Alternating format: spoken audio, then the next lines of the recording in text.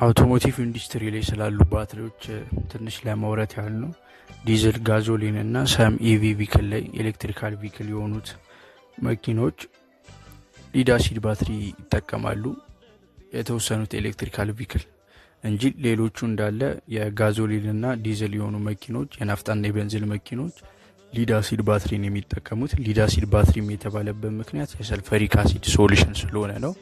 ባትሪያችን ኤሌክትሪክ ኤነርጂ ነው ለመኪናችን ዲሊቨር የሚያደርግልን። ኤሌክትሪካል ኤነርጂን ዲሊቨር ያደርግልናል ማለት ኤሌክትሪካል ኤነርጂ ስቶር ያደርጋል ማለት አይደለም። ኬሚካል ኤነርጂ ስቶር አድርጎ ያ ኬሚካል ኤነርጂ ወደ ኤሌክትሪካል ኤነርጂ ተቀይሮ ነው ለመኪናችን ኤሌክትሪካል ኤነርጂ የሚደርሰው ማለት ነው። ያ እንዴት ነው የሚሆነው ካለን ባትሪ ላይ ያሉ ኮምፖነንቶች አሉ፣ ኢንተርናል ኮምፖነንቶች አሉ፣ ኤክስተርናል ኮምፖነንቶች አሉ። በእነዚህ አማካኝነት ነው ማለት ነው። ባትሪውን ገና ስናየው ከቨሩ አለ፣ ውስጥ ያሉትን ኮምፖነንቶች ሆልድ አርግቶ የሚይዘልን ኬሚካል ሪያክሽኑን ኤሌክትሮላይቱን የሚይዘልን። ኤሌክትሮላይት ማለት የሰልፈሪክ አሲድ እና የወተር ኤችቱኦ ቅልቅል ነው። እንደገና ማንኛውም ባትሪ 6 ሴል ይኖረዋል። ያ 6 ሴል እያንዳንዱ ሴል 2.1 ቮልቴጅ ፕሮዲዩስ ያደርጋል። 2.1 ቮልቴጅ አንድ ሴል ፕሮዲዩስ ያደረገ ማለት 6 ሴል ካለው 2.1 ሲባዛ በ6 12.6 ቮልቴጅ ፉል ቻርጅድ የሆነ ባትሪ 12.6 ቮልቴጅ ያመነጫል ማለት ነው። ሁሉም ባትሪ 12.6 ቮልቴጅ ነው ያለው። አምፔር አወር ልዩነት አላቸው እንጂ 12.6 ቮልቴጅ አለው ማለት ነው ፉል ቻርጅድ የሆነ ባትሪ። ጋዞሊን እና ዲዝል ናፍጣና የነዳጅ መኪናዎች ላይ የምናገኛቸውን ባትሪዎች ማለት ነው። ፖዚቲቭ ፕሌት አለ በባትሪያችን ውስጥ። እነዛ የምናገኛቸው ሴል ውስጥ ነው። እነዚህ ፖዚቲቭ እና ኔጌቲቭ ፕሌቶቹ እንዳይገናኝ የሚያደርግልን ሴፓራተር አለ። ያ ሴፓራተራችን ፖዚቲቭን አቅፎ ይዘዋል፣ ኔጌቲቭ ውጪ ነው ማለት ነው። ስለዚህ አይገናኙም ማለት ነው። ከዛ እነሱን ደግሞ በሲሪስ ኔጌቲቭ እና ፖዚቲቭ እና ኔጌቲቭ ፖዚቲቭ ኔጌቲቭ እያደረገ በሲሪስ የሚያገናኝልን ሴል ኮኔክተር ምንለው አለ። በእነሱ አማካኝነት እና እነዛ ኢመርስድ ይሆናሉ። እነዛ ፕሌቶቹ ፖዚቲቭ እና ኔጌቲቭ ፕሌት እዛ ኤሌክትሮላይት በሚነከሩበት ሰዓት ላይ ከረንት ፍሎ እንዲሆን ይደረጋል ማለት ነው። ኤሌክትሪካል ኤነርጂ ፍሎ አድርጎ ወይ በፖዚቲቭ ወይ በኔጌቲቭ ተርሚናል ወጥቶ ወደ ኤሌክትሪካል ለሚያስፈልገን ሶርስ ይሆንልናል ማለት ነው። ወይ ፖዚቲቭ ወይ በኔጌቲቭ ይሄዳል ማለት ኮንቬንሽናል ቶሪ ይባላል። ኤሌክትሪካል ኤነርጂ በፖዚቲቭ ከረንት በፖዚቲቭ ወጥቶ በኔጌቲቭ ተመልሶ ይገባል። እንደዛም ይሆናል።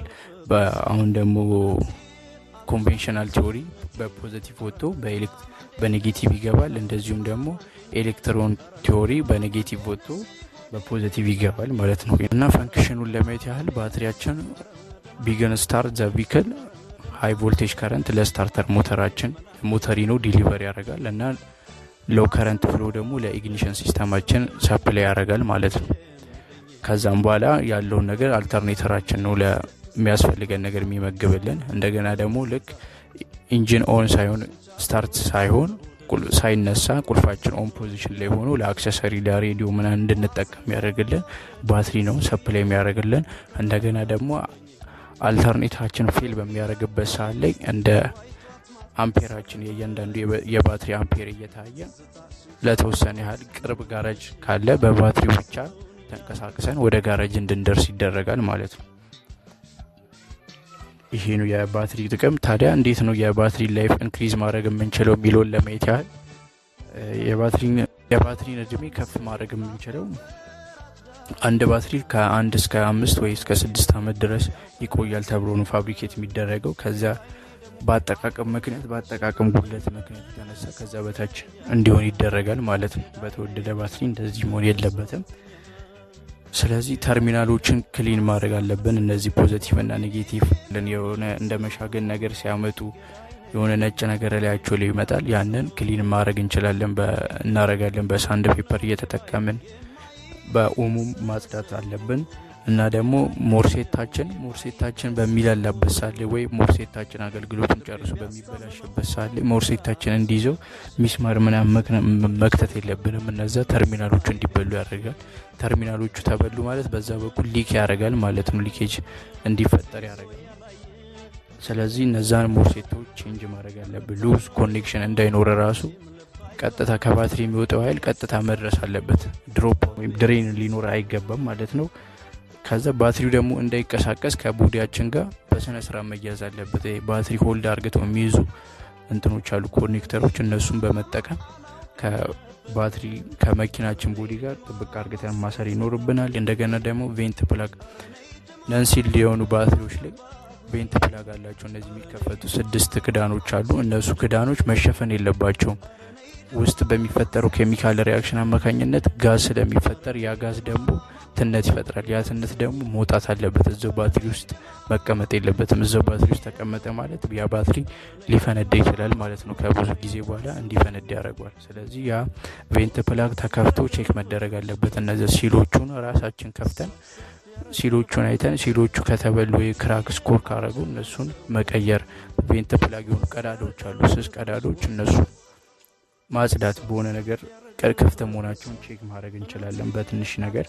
ከዛ ዳሽቦርድ ላይ ደግሞ ምልክት በሚመጣ ሰዓት ላይ የአልተርኔተር መድከም ሊሆን ይችላል። አልተርኔተራችንን ቼክ ማድረግ መጀመሪያ አልተርኔተራችንን ለኤሌክትሪክሻን ከማሳየታችን በፊት ፑሊው ይዞራል አይዞር የሚለው ነው የቤልት ነው ችግሩ የሚለውን ቼክ አርግተን ያንን ባትሪያችን ፌል እንዳይሆን ማድረግ እንችላለን። እድሜውን መጨመር እንችላለን ማለት ነው።